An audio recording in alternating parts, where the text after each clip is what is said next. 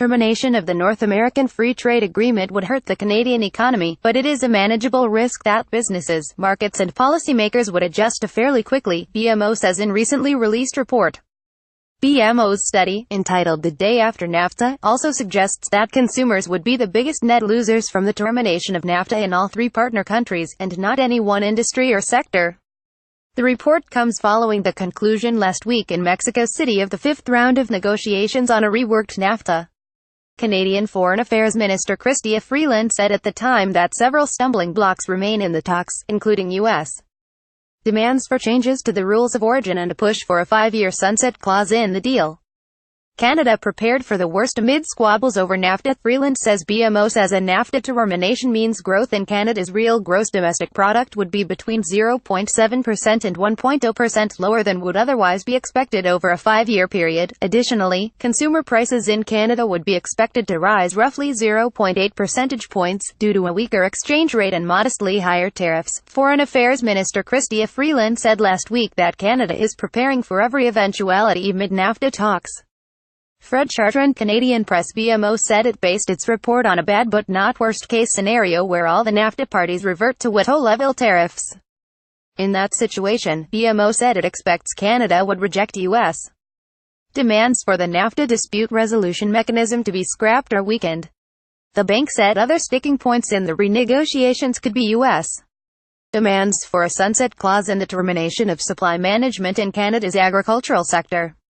Mitigating the damage in the event of a negative outcome for NAFTA, Canadian policy would be adjusted to adapt, said BMO chief economist Doug Porter. Monetary policy would be looser than it would otherwise be, the Canadian dollar would adjust lower, and even fiscal policy would potentially adjust, he said.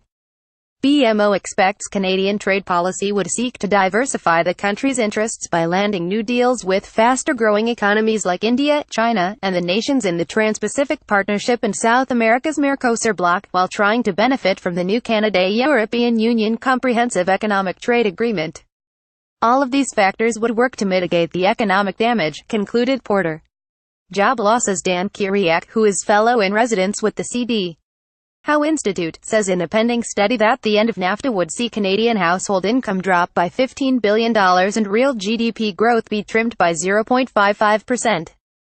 Kiriak said 25,000 to 50,000 jobs would be lost due to long-term worker exit from the labor force, and Canadian exports would drop by about $20 billion US, or 2.8%, after accounting for the redirection of some exports to other countries. He also said that walking away from NAFTA does not resolve U.S. concerns about bilateral trade deficits.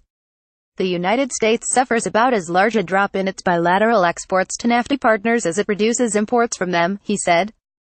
Kiriak said Canada's economy could remain essentially unharmed if NAFTA is terminated, but the Canada-US Free Trade Agreement is preserved, adding that Canada could even make marginal gains in trade, real GDP and economic welfare if liberalized trade relations are retained with Mexico. NAFTA has been a net positive for the economies of Canada, the United States and Mexico. BMO's report says, it is deeply unfortunate that we are even considering this possibility of NAFTA's end, said Porter.